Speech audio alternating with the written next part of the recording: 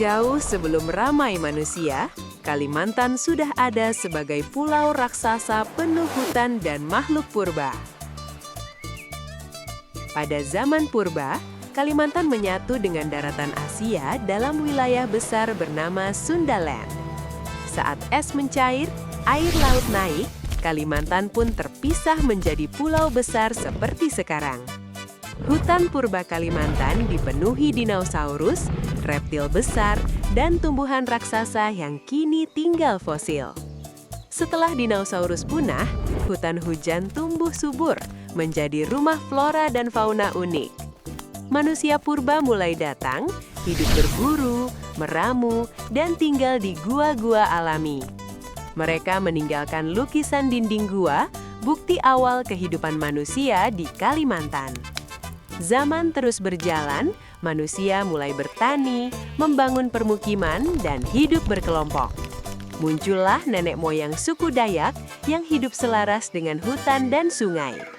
Sungai besar seperti Kapuas dan Mahakam menjadi jalur utama kehidupan dan perdagangan.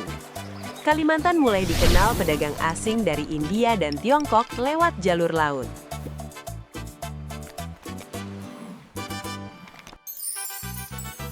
Pengaruh Hindu dan Buddha masuk, melahirkan kerajaan-kerajaan awal di Kalimantan. Kerajaan Kutai menjadi salah satu kerajaan tertua di Indonesia dengan prasasti Yupa. Kerajaan lain berkembang, memanfaatkan sungai sebagai pusat kekuasaan dan perdagangan.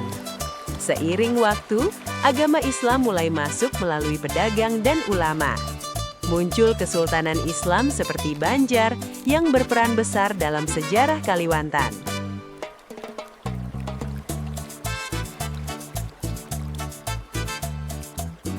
Kehidupan masyarakat semakin beragam, adat lokal berpadu dengan budaya luar. Lalu datang bangsa Eropa, terutama Belanda, membawa dagang sekaligus penjajahan.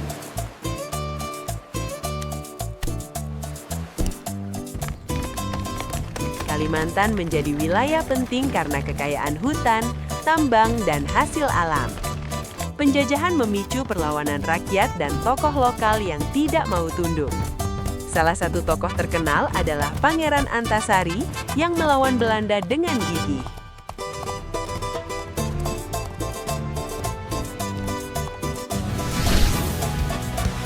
Perjuangan panjang akhirnya membawa Kalimantan masuk dalam Indonesia merdeka. Setelah kemerdekaan, Kalimantan berkembang sebagai wilayah strategis Indonesia. Kota-kota tumbuh, jalan dibangun, namun hutan tetap menjadi ciri utama pulau ini.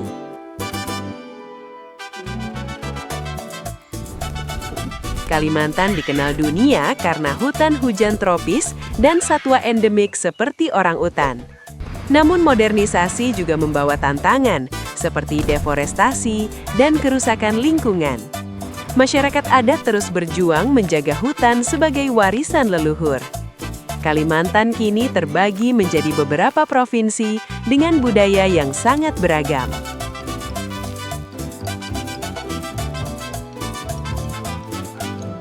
Setiap daerah punya cerita unik, dari sungai, hutan, hingga pegunungan. Di era modern, teknologi mulai masuk hingga pelosok Kalimantan. Kota-kota modern berdiri berdampingan dengan rumah panjang tradisional. Kalimantan juga dipilih sebagai lokasi ibu kota baru Indonesia. Hal ini menandai babak baru sejarah Kalimantan di era modern.